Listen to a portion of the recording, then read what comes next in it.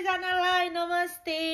नमस्ते लासो फ्याफुल्ला अनि यो त यसको तर्फबाट पनि लासो अनि गुड मर्निङ एभ्रीवन सबैजनालाई उठिसके फ्रेस भएको छैन है भर्खर उठेको तर मैले ब्रस नि गरेको छैन फेस पनि धोएको छैन तर एउटा कुरा शेयर चाहिँ गर्न मलाई छिटो शेयर गर्न मन लाग्यो है किनभने चाहिँ आई डोन्ट नो आज मलाई जतिखेर म बिहान उठे दुईटा भिडियो पनि बनाएँ टिकटकको लागि अनि त्यसपछि यस्तो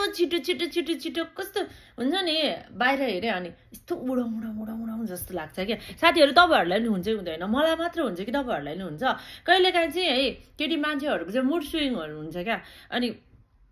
अहिले भरे हाँस्यो अनि कुनै बेला त यस्तो इरिटेट हुन्छ है मान्छेहरुले बोलेको सुन्दा पनि कच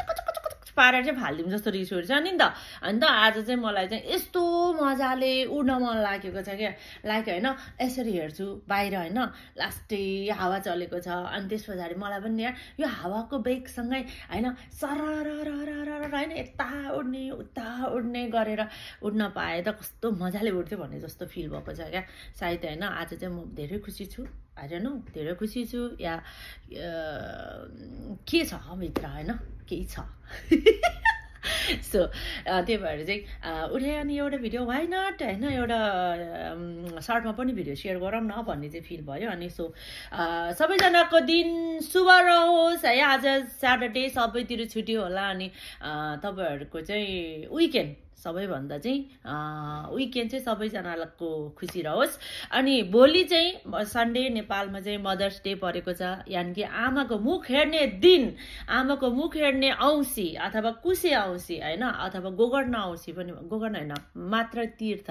मात्र तीर्थ औँसी पनि भनिन्छ है सो सबैजनालाई चाहिँ यो आमाको मुख हेर्ने दिनको चाहिँ लाखौं लाख शुभकामना सम्पूर्ण आमाहरुलाई सम्पूर्ण छोरीहरुलाई सम्पूर्ण छोराहरुलाई अनि सबैजनाले आफ्नो फ्यामिलीलाई माया गर्नु होला सम्झिनु होला हैन तपाईले बाबा आमालाई माया गर्नु भयो भने मात्रै भोलि तपाईको सन्तानले पनि तपाईलाई माया गर्नुहुन्छ के नत्र भने चाहिँ सर्कलमा चल्छ सबै कुरा तपाई चाहिँ माया नगर्ने अनि आफ्नो छोराछोरीले चाहिँ मलाई माया गरोस् भनेर चाहिँ होप नराख्नु होला है यति भन्दै आजलाई यति नै गर्छु बाइ बाइ अब म उड्न जान्छु